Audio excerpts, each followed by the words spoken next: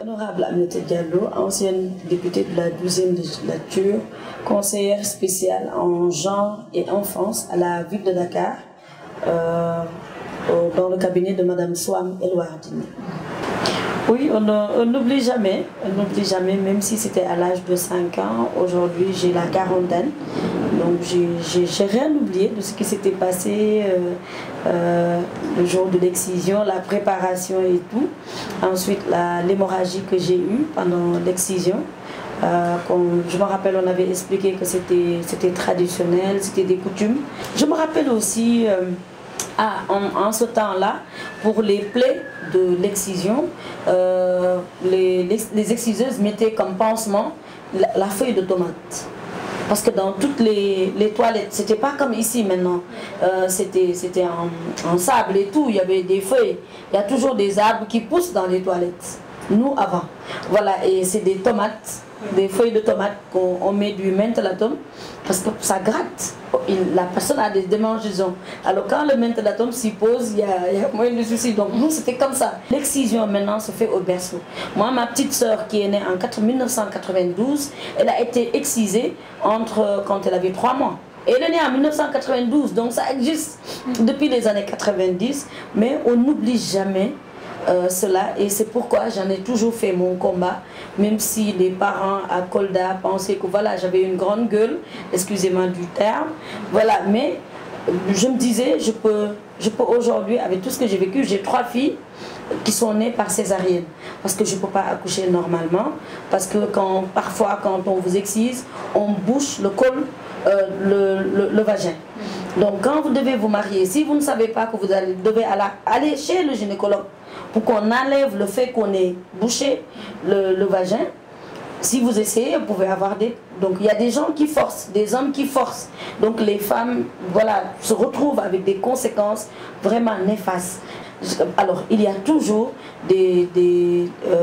comme on dit, des us et coutumes qui peuvent être bien, mais il y en a qui ont des parties très néfastes sur la vie de la femme. Et voilà, c'est pourquoi on n'oublie jamais. Et c'est toujours là, les images reviennent. Et moi, je vois toujours ce sang. Je me rappelle toujours de ces feuilles de tomates et tout. Et voilà. J'ai été une petite leader dans mon quartier qui aidait déjà à ce qu'on vaccine les enfants et tout. Et c'est ça qui a fait que moi, à l'âge de 12 ans, j'étais aux Nations Unies. Et je parlais devant 71 chefs d'État et de chefs de gouvernement. Donc cette grande salle des Nations Unies, une enfant qui vient directement de Kolda, qui n'avait jamais fait Dakar, qui se retrouve à New York et qui prend pour la première fois l'avion en première classe comme une grande dame.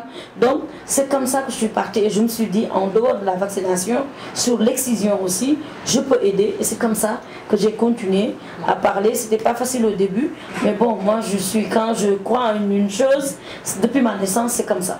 Quand je crois en quelque chose, je fonce. J'ai présidé le réseau des parlementaires pour la protection des enfants contre les violences et les abus, le PEVA, et c'est d'autres, c'est Dr Ndoye, Adam Manso, qui m'ont appelé, qui m'ont dit, Aminata, il y a un réseau, toi c'est des questions d'enfance qui t'intéressent, tu peux prendre ce réseau. Et c'est comme ça qu'on a, pendant 5 ans, on a travaillé avec l'UNICEF, le FUNEAP, on a travaillé avec tout ce système des Nations Unies qui travaille sur les questions de l'enfance, on a travaillé sur les enfants de la rue, voilà, mais surtout sur les MGF, parce que sur les MGF, c'est quand même inexplicable. Les gens, ils travaillent depuis les années 70, depuis des vingtaines d'années, trentaines d'années, mais c'est toujours là. En fait, il faut régler ça par l'éducation. Parce que nous, on a eu la chance d'aller à l'école. On a eu la chance de comprendre qu'il y a des conséquences néfastes. Si je n'étais pas à l'école, je vous assure que je n'aurais pas eu le courage d'en parler. Je n'aurais pas compris tout ce que j'ai compris. Parce que ma mère, même si moi je m'investis dans ça, parfois elle a peur, mais elle se dit toujours non, voilà, c'est une coutume et tout. Vous n'avez pas le droit de marcher sur une coutume. Elle me dit ça tout le temps.